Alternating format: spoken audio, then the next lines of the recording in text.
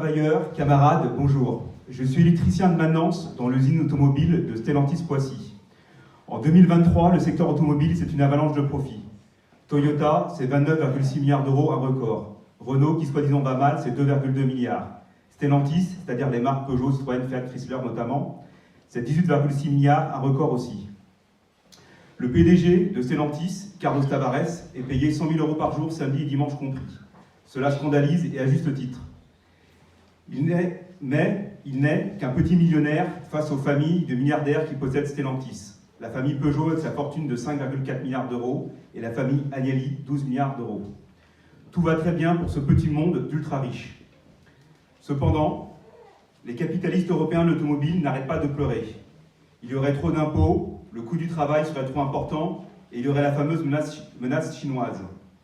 En réalité, les patrons se plaignent des salaires des ouvriers, pas des leurs bien sûr. Et nos impôts, l'argent public, finit dans les poches des capitalistes européens de l'automobile. Encore 1,4 milliard d'aides de l'État vient d'être accordée en France pour les constructeurs de voitures électriques en 2024. Et la menace d'une invasion des voitures chinoises en Europe, c'est un chiffon agité par Carlos Tavares pour avoir encore plus de subventions de l'État. D'ailleurs, Carlos Tavares fait l'hypocrite, car il vient de s'allier au constructeur chinois Leapmotor pour aider celui-ci à vendre ses voitures électriques chinoises en Europe. Tavares se moque bien de la nationalité du profit. Il prend tout et tous les capitalistes font comme lui. Le patriotisme, c'est une idée des riches qui sert juste à polluer la tête des travailleurs, à les opposer les uns aux autres. Les politiciens d'extrême droite, de droite ou de gauche, expliquent qu'il faut protéger les travailleurs avec des mesures protectionnistes. Des droits de douane élevés pour les produits étrangers à la France ou à l'Europe. C'est une illusion.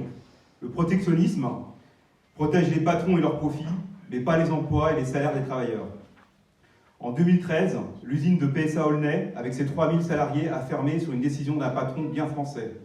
La production du véhicule C3, qui était donc fait à Aulnay, a été délocalisée à 50 000 km de là, à Poissy. Et d'ailleurs, il n'était pas question de menace chinoise à l'époque. Le protectionnisme, le nationalisme économique, c'est une arnaque pour les travailleurs. Et quel sens cela a de renforcer les droits de douane quand les pièces pour faire une voiture viennent du monde entier? Pour nous, les militants communistes révolutionnaires, la seule manière de protéger les travailleurs, c'est que ce soit les travailleurs eux-mêmes qui dirigent démocratiquement l'économie. Et il faut en finir avec la dictature économique des capitalistes. Et pour cela, les travailleurs n'ont pas d'autre choix que de faire la révolution contre les capitalistes et contre l'État qui est à leur service. Et les travailleurs des autres pays ne sont pas nos ennemis, mais nos frères, nos futurs alliés, avec qui nous devons lutter contre les patrons. L'origine de toute la richesse des actionnaires de Stellantis, c'est une exploitation qui s'accroît. Tavares se définit lui-même comme un psychopathe de la performance, une performance qu'il fait avec la santé des travailleurs. À Stellantis-Poissy, donc à mon usine, nous sortons environ 40 véhicules finis par heure, un véhicule en 90 secondes. Après les avoir bien exploités pendant des mois, la direction vient de virer 400 intérimaires. Son obsession, c'est de remplacer sur les chaînes de production du montage de jeunes intérimaires de 25 ans par des salariés en CDI de plus de 50 ans, voire de plus de 55 ans déjà bien esquintés. Le but est de les briser pour qu'ils démissionnent d'eux-mêmes. Pour ceux qui restent, les conditions se dégradent. Les postes sont de plus en plus durs à tenir avec des plannings de travail délirants. Travail obligatoire le samedi pendant les pauses. Et en même temps, la direction fait chômer avec perte de salaire certains jours en prévenant moins de 4 heures à l'avance, en fonction de l'arrivée, en flux tendu des pièces. Je peux même vous raconter qu'aujourd'hui, les salariés ont été prévenus simplement que 2 heures à l'avance, qu'ils ne travaillaient pas cet après-midi. Donc il y a beaucoup de salariés qui sont venus, y compris les transports en commun, qui sont pointés à l'usine à 13 heures, où ils ont appris en fait qu'ils ne travaillaient pas, ils ont dû donc repartir chez eux. Donc 4 heures de transport pour venir à l'usine pour rien du tout. Les salariés sont écœurés du manque total de considération de la direction. Les capitalistes fabriquent des super profits, mais aussi de la super colère ouvrière. Ce qui fait beaucoup discuter dans mon usine et ailleurs, c'est la grève commencée le 16 avril dernier par les salariés de Emma France à Aulnay, un sous-traitant automobile d'emboutissage de tôle. Je vais conclure en disant un mot. Donc au sujet de cette grève, alors, la quasi-totalité des 280 CDI de Emma France, y compris les chefs, se sont mis en grève quand ils ont senti que leur entreprise allait être fermée. Ils ont pris les devants et ils ont pris en otage les stocks de pièces, les machines et surtout les moules d'emboutissage. Le groupe Stellantis est client à 80% de MA France à Aulnay. Et depuis 2021, Carlos Tavares, toujours lui, a pour objectif de délocaliser la production de MA France d'Aulnay vers Rennes et la Turquie. De fait, le vrai patron de MA France, c'est le groupe Stellantis de Carlos Tavares. Et c'est Stellantis qui a décidé de tuer cette entreprise. Et cette politique de destruction des emplois se fait avec la complicité de l'État, car l'État est actionnaire à 6% de Stellantis. La grève de MA France a mis à l'arrêt, faute de pièces, pendant plusieurs jours, 3 usines d'assemblage du groupe Stellantis. C'était le cas donc de l'usine de Poissy qui a été mise à l'arrêt, celle d'Ordin dans le nord de la France, et aussi Luton en Angleterre,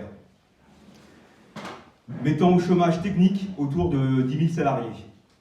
Et même encore aujourd'hui, ces 3 usines que je viens de citer de Stellantis sont toujours impactées et ont du mal à produire à 100%. Stellantis perd des millions d'euros chaque jour avec cette mobilisation des travailleurs de MA France. Cette mobilisation est une démonstration de la force, du poids de la classe ouvrière quand elle relève la tête pour se battre. Le 13 mai, au tribunal, les patrons ont obtenu la liquidation judiciaire de MA France. Cela n'a pas empêché les salariés de continuer à se mobiliser pour revendiquer le maintien des emplois, des primes supralégales du licenciement de 70 000 € net, des pré-retraites et des reclassements. Et les salariés de MA France restent en guerre pour que leur patron, mais aussi Stellantis avec ses milliards, mette la main à la poche. Commencée donc depuis plus de 5 semaines, la lutte des salariés de MA France continue et attire de plus en plus de soutien. À mon usine, le syndicat auquel je suis adhérent, Sud Stellantis Poissy, a fait en 4 jours une collecte de 4 700 € auprès des ouvriers de notre usine. C'est une collecte qui a été faite donc pour la caisse de grève des salariés en lutte de MA France. 4 700 €, c'est énorme. C'est notre record à nous, la classe ouvrière, un record de solidarité, pas un record de profit.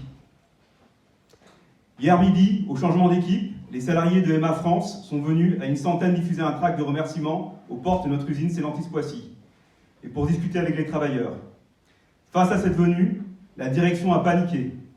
Elle a mis en télétravail des centaines de salariés des bureaux du pôle tertiaire de Poissy. Elle a fait partir 2 heures à l'avance les salariés de la peinture, et elle a aussi annulé totalement le travail au bâtiment montage le matin. Elle a aussi fait venir des flics déguisés en Robocop. La direction a tenté ainsi de limiter les contacts entre les salariés de Stellantis et les salariés en lutte de MA France. Mais tout ça, ça n'a pas marché. Les travailleurs de MA France venus distribuer leurs tracts ont pu se faire entendre des travailleurs de Stellantis Poissy et se mélanger dans une bonne ambiance. Les responsables des ressources humaines, qui jouaient les vigiles au tourniquet, tiraient tous la gueule. Et c'était à leur tour d'être écœurés. Et ça faisait plaisir à voir. Une partie des salariés de l'automobile, et au-delà, regarde avec sympathie la lutte de MA France. Car ils ont compris que leur tour risque de venir et que la solidarité est essentielle pour s'en sortir. Avec la restructuration complète de la filière automobile, liée à la voracité des capitalistes, le passage à l'électrique n'étant qu'un prétexte, déjà des sous-traitants enfermés et d'autres vont suivre dans les mois et années à venir. Même des usines de constructeurs sont menacées de fermeture ou de perte massive d'emplois. C'est le cas à Stellantis à Douvrin, Metz, Trémery, Poissy, Ordin. On peut aussi parler de Renault à Flins ou Renault Lardy et d'autres sites.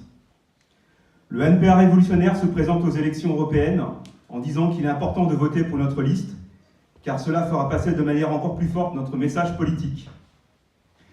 Il faut unifier les luttes des travailleurs de tout le secteur automobile et au-delà, toute la classe ouvrière contre les patrons psychopathes. Ne pas rester isolés.